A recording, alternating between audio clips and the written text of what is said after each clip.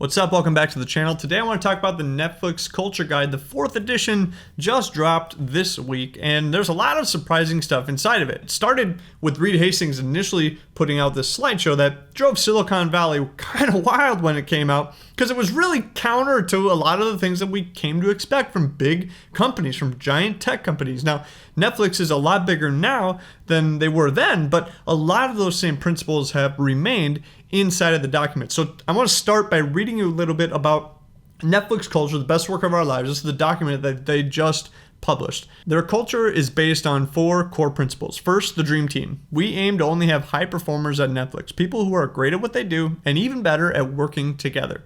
Second, people over process. You get better outcomes when employees have the information and freedom to make decisions for themselves. We hire unusually responsible people who thrive on this openness and freedom. 3, uncomfortably exciting. To entertain the world, we need to be bold and ambitious. That means embracing the thrill of what's next, even when it's uncomfortable. 4th, great and always better. We often say Netflix sucks today compared to where we can be tomorrow. We need the self-awareness to understand what should be better and the discipline and resilience to get there. These 4 principles form the cornerstone of Netflix's culture. And out of those are some surprising things that you may have heard of. First, the keeper test. Let me read you what the keeper test is. It says, if a person on your team were to quit tomorrow, would you try to change their mind? Or would you accept their resignation, perhaps with a little relief?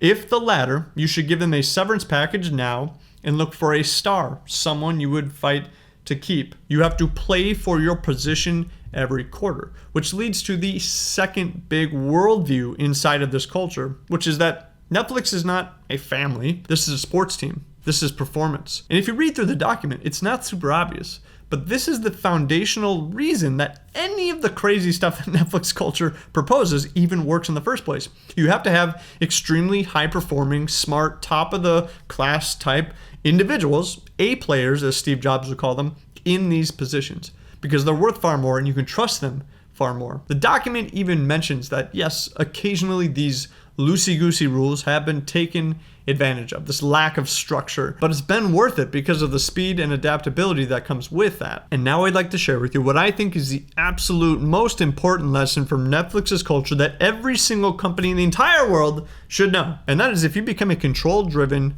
governance-driven, policy-driven, process-driven company, your employees are going to be incentivized to get good at what? The process. They're going to get good at following the steps, because they're punished when they don't, and they're rewarded when they do. Well, this is fine, except you can't adapt. If a new problem shows up, or a new situation shows up, or a new scenario shows up, the policy and the process isn't necessarily going to evolve with it. And you're going to lack critical thinking skills. You're going to lack the ability to bring in new ideas. You're going to lack innovation. And this is why Netflix has not only survived the tide of innovation in technology and entertainment, but they've driven a lot of it themselves too, because they expect that from their employees.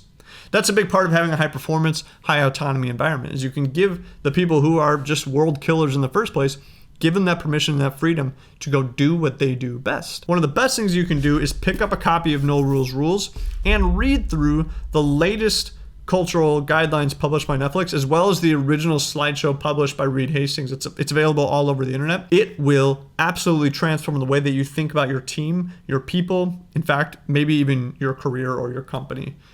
Anyways, I hope some of that was helpful, useful, or insightful. I'll see you in the next video.